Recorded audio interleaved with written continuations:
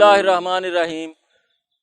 अस्सलाम वालेकुम किसान भाइयों, आज मैं आपको बताऊंगा कि किस तरह हम मंडी के अंदर अपने माल की बेहतर कीमत हासिल कर सकते हैं और किस तरह से अपनी इनकम में इजाफा कर सकते हैं।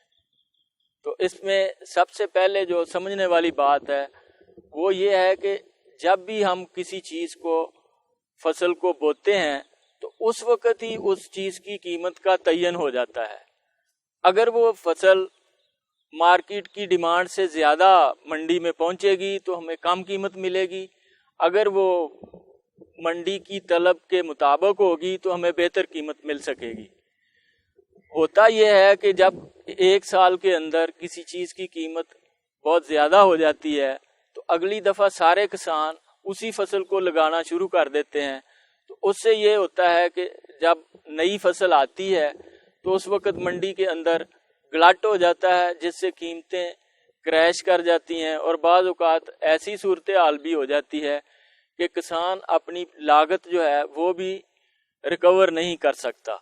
तो इस सूरत हाल से बचने के लिए इस बात का ख्याल रखें कि क्या ऐसी सूरत तो नहीं कि आपके इर्द गिर्द के सारे किसान भाई उस फसल को ज़्यादा से ज़्यादा बोने की कोशिश कर रहे हैं।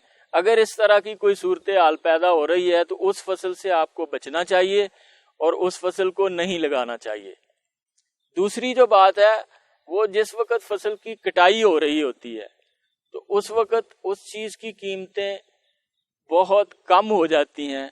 अगर हम चंद दिन के लिए उस फसल को होल्ड कर सकें, उसको अपने पास रख सकें, तो हम चंद ही दिनों के अंदर उसका बेहतर मुआवजा जो है वो हासिल कर सकेंगे। इसके अलावा कई फसलें इस तरह से हैं कि उनकी कुछ अगेती और पछेती हमें किस्में मिल जाती हैं। अगेती फसल होगी तो वो भी मंडी के अंदर बेहतर कीमत हासिल कर सकेगी, और अगर पछेती फसल होगी तो वो भी बेहतर कीमत हासिल कर सकेगी। जब सब किसानों की फसल आ रही होती है तो उस वक्त कीमतें जो हैं वो कम हो जाती हैं।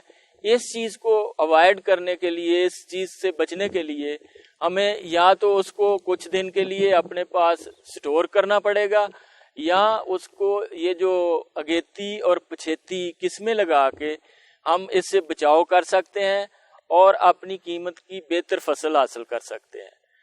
तीसरी बात जो आपको बताने वाली है वो ये है कि मंडी के अंदर जब हमारी चीज़ पहुंचे तो उसकी जितनी बेहतर पैकिंग की गई होगी, उसकी क्वालिटी का ख्याल रखा गया होगा, उतना ही वो गाहक पसंद होगी, गाहक उसको खरीदने की ज़्यादा कोशिश करेगा और आपको बेहतर कीमत मिल सकेगी।